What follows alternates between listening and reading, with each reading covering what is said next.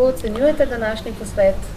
No, moram reči, kljub gospodarskim razmeram, ki vladajo v slovenskem okolju, je prav se izkazalo, da smo ta posvet organizirali, da smo vztrajali, se udeležba v primerjavi s preteklim letom ni znižala, kar je značilno za take posvete oziroma tudi konference drugih ciljnih strokovnih skupin. Dogovorili smo se tudi, da bomo na teh posvetih vztrajali še naprej. Čas je pokazal, da smo pravzaprav edini, ki na tem našem storitvenem področju še organiziramo tovrstna strokovna srečanja. Več ali manj poskusi konkurenčnih asociacij so več ali manj propadli in tudi to nam je spodbuda. Seveda pa so koristne izmenjave vsebinske narave, člane, ki jih združujemo, od posrednikov, upravljavcev, skladov stanovanjskih, tako nepremičninskih. Pred nami so teme, kot je varčna raba energije, kodeksi dobrih poslovnih običajev, zakon na nepremičnine, za katerega je dejstvo, da ga bomo mogli v naslednjem obdobju sprejeti, in tudi na področju seveda ocenjevanja nepremičnin se odpirajo nove priložnosti. Tako da smo zadovoljni in bomo vztrajali naprej. Letošnji že 22. posvet poslovanja z nepremičninami v organizaciji Zbornice za poslovanje z nepremičninami in tudi seveda s pomočjo ostalih soorganizatorjev in pa seveda tudi sponzorjev, ki so prispevali k uspešnejšemu poteku posveta, je seveda največji dogodek na področju poslovanja z nepremičninami v vsakem letu.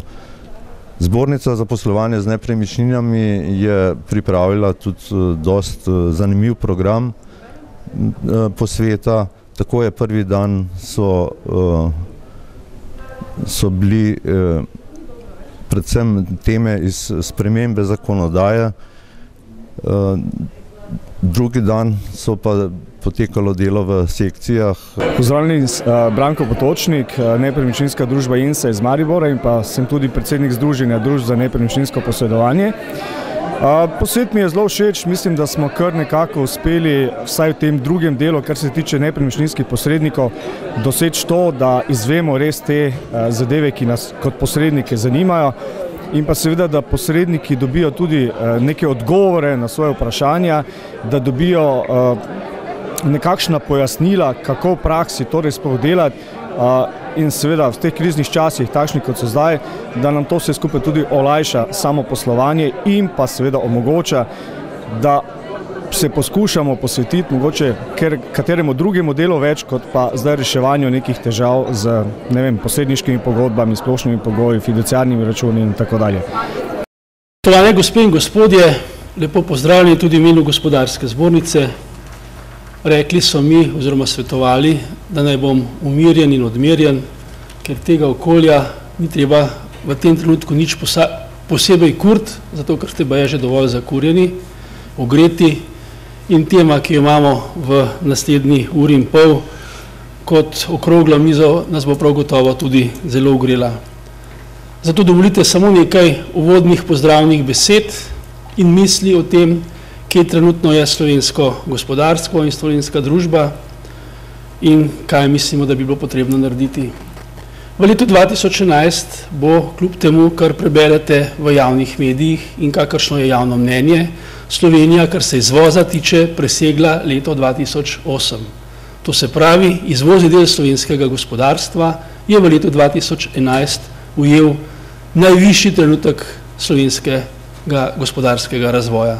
Za primerjavo, Slovenija danes izvozi 4-krat več, kot je izvozila leta 1989. izvozi približno 90% vsega, kar izvozijo nekdanje Jugoslovanske republike.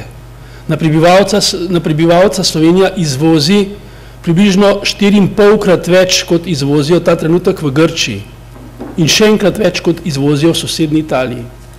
To se pravi, kar se tiče izvoza, lahko rečemo, da so bili letošnji rezultati dobri, čeprav Bog ne daj, da me vprašate, kako bo drugo leto, ker so gospodarstveniki, ki se največ ukvarjajo z izvozom, izjemno zaskrbljeni, ker so se naročila v tem trenutku kar zamrznila. In se ne ve, ali res padamo v neko novo recesijo, ali pa je to samo trenuten krč zaradi Italije in vsega tega, kar se dogaja že nekaj mesecev okoli Grčije, ali pa je mora biti v zadnji tudi še kaj hujšega. Se pravi, lahko in pozitivne in negativne napovedi spremljamo, vsekakor težko bo, vendar sem prepričan, da bo vsaj ta del gospodarstva v prihodnje še naprej vlekel celotno Slovenijo naprej. Kako je v Sloveniji? Dobra polovica gospodarskih subjektov, ki delujejo v Sloveniji na domačem trgu, tudi pretirano ne jamra. Seveda vsi jamramo zaradi plačilne nediscipline, jamramo zaradi pogojev poslovanja, ampak vsaj lahko trdimo, da jim prihodki in odhodki kažejo neko tako zdravo poslovanje, ki ne nazadnje rojeva tudi neke vrste optimizem, da konec koncev ni vse tako črno, kot lahko preberemo v medijih. Za božjo voljo, kje se pa potem ta črna slika, ki celotno slovensko klimo vleče tako navzdol, ustvarja. Ustvarja se predvsem pri tistem gospodarstvu, ki je najbolj povezan z gradbeništvom, ampak z gradbeništvom je povezanih preko 10 dejavnosti. Tudi ne nazadnje bifeji, jih poznam osebno na Štajerskem, so zaprli svoja vrata, ker so eno leto recimo zastonj dajali malce delavcem zaposlenim v SCT-ju, ne samo da delavci tisti zaposleni tam niso dobili plačano, ne, ali pa prispevko, ampak tudi te bifeji niso dobili tega, kar so hrano zagotavljali te delavce. Se pravi, ta tretjina gospodarstva in vse afere, ki so bile s tem povezane, pa vlečejo celotno gospodarsko breme močno navzdol in ustvarjajo sliko, da je vse brezizhodno, da so naši menedžeri za nič, da nimamo pravih mikro in tudi makro strategij in da se nam pišejo zelo hudi časi.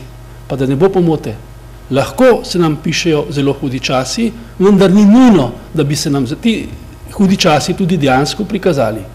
Če bomo uspeli v tem trenutku, mi terjamo predvsem ponovno zaživeti nek nov gospodarski razvoj, tudi preko tega programa, o katerem bo danes govora na okrogli mizi. Če bomo uspeli zracionalizirati javni sektor, da vam samo povem, ker se velikokrat tako malo površno govori. Leta 2008 je Slovenija tako za ožjo državo, kot tudi za vse, kar je povezano s socialo, šolstvo in tako naprej, porabila 14 milijard evrov pa pol. V letošnjem letu, v krizi, kakršni smo bili in kakršno smo prestali, kar se tiče financ, bo ta skupna poraba, ne samo proračun, skupna poraba dosegla 18 milijard. V času, ko so se delovna mesta v gospodarstvu skrčila za 65 tisoč, se javni sektor povečal za 6 tisoč. Da ne omenjam leta 2009, ko so plače v javnem sektorju eksplodirale. Se pravi, z racionalizacijo in racionalnim, kvalitetnim upravljanjem države bi lahko prihranili tisto, kar bi morali potem zagotoviti za gospodarski razvoj. Še en stavek okoli te milijarde, ki nam jo zdaj vlačijo, ne vem, ki je vse, ker smo jo na vrhu gospodarstva pred 3 tedni predlagali, da bi se država lahko tudi za 1 milijardo zadolžila. To bi šlo za razvojne projekte. Se pravi, ne za tekočo porabo, ampak za podjetja, ki imajo nadpovprečno dodano vrednost, ki imajo tehnološko razvojno inovacijske projekte in ki so v izvozu. In država bi tukaj predvsem garantirala za ta sredstva, ne pa, da bi jih spet posodila in povečala s tem svoje državno breme. Ne nazadnje naj omenim še ključen problem, ki pa ga imamo v tej naši državi, mislim, da je to delovanje ali pa vladavina prava, kot temu pravimo. Res je, nezaupanje v državi veliko, če pogledate medije, če pogledate tudi sindikate, vsi kradejo, nikomur se nič ne zgodi. Zato smo tudi skupaj za Združenje Menedžer sprejeli neko zavezo in obvezo, s katero bomo tudi sami naredili več za etično poslovanje, za spoštovanje pogodb, pravil in nazadnje tudi zakonodaje, vendar, spoštovane gospe in gospodje, če ne bomo pravočasno zaustavili tistih, ki delujejo netransparentno, preko javnih razpisov tam, kjer je država zraven, se tega netransparentnega poslovanja največ zgodi. Če ne bomo kaznovali tistih, ki so ogoljufali svoje poslovne partnerje in tudi zaposlene, na čelu za Ivanom Zidarjem, če sem kar konkreten, če ne bomo tistih, ki so naredili tej Sloveniji tako veliko škodo, da sedaj ni več tega zaupanja, ki ga pa potrebujemo za te reforme, pravočasno kaznovali, potem bo tudi prihodna vlada ostala jalova, predvsem na področju reform in gospodarskih sprememb in razvoja, kot je bila ta prejšnja. Vsem skupaj vam pa želim prijetno druženje in upam, da bo okrogla miza zadovoljila vaša pričakovanja in apetite, tako kot upam, da jih je tudi vodilno druženje tukaj v Portorožu. Hvala lepa.